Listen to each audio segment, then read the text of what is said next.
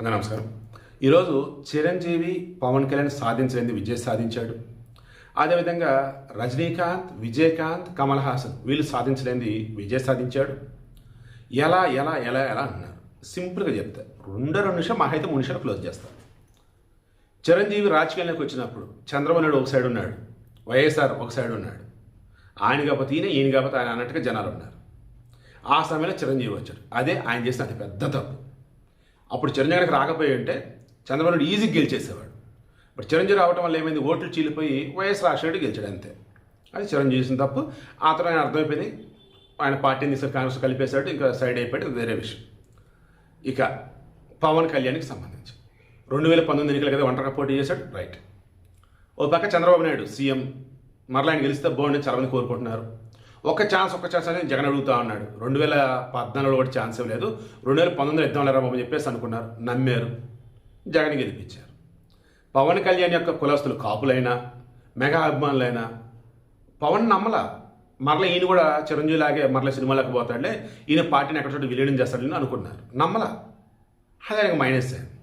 And అయితే చిరంజీవి లేదా ఇటు పవన్ కళ్యాణ్ ఇద్దరులో ఒకళ్ళని చెప్పేసి క్షమించాలి, అటు చిరంజీవి పవన్ కళ్యాణ్ వచ్చేసారు.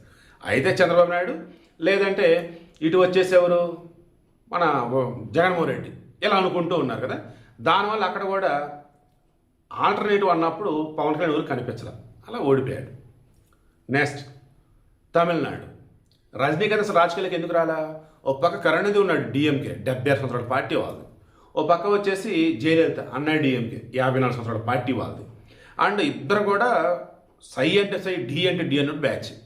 వాళ్ళని కాదని ఇప్పుడు ఈయన వెళ్ళటం వల్ల నష్టం తప్ప లాభం ఉండదు. సో వద్దని ఆగిపోయాడు, దేవుడు కూడా అదే చెప్పాడు, ఆగిపోయాడు.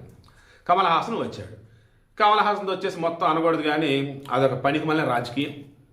ఇంకా ఏది మాట్లాడుతూ ఏంటో ఆయనకే తెలియదు, అసలు రాజకీయమే రాదు, దాంతో ఎవడ దేకల. ఇక విజయకాంత్, ఇతను కూడా జయలలిత కరుణానిధి ఉన్నప్పుడే వచ్చాడు. ఆయన ఒంటరిగా చేసినప్పుడు అంతకు సేమ్ రాల.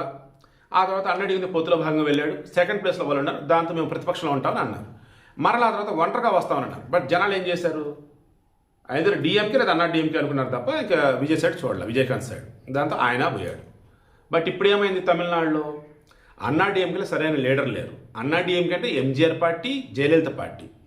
అండ్ డిఎంకేలో వచ్చేసి కరుణానిధిని ఎలా తరబడి చూశారు, ఇప్పుడు ఆయన లేడు.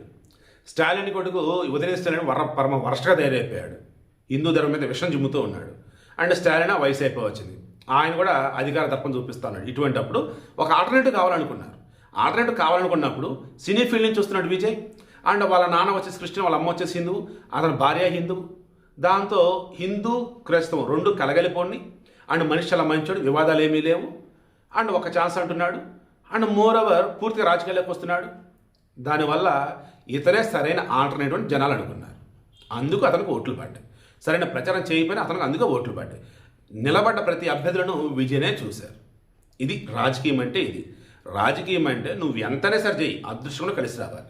అప్పుడే ఎన్నికలలో విజయం సాధిస్తూ ఆంధ్రప్రదేశ్ శభాష్ అనిపించుకుంటావు. ఇప్పుడు విజయ్కి అసలు గేమ్ ఇప్పుడు మొదలైంది. పరిపాలన ఎలా చేస్తాడు, పార్టీని ఎలా కలుపుకొని వెళ్తాడు. ఓకేనా? ఇప్పుడు నేను చెప్పింది అవునా కదా, ఒకసారి క్రాస్ చెక్ చేసుకొని చాలు.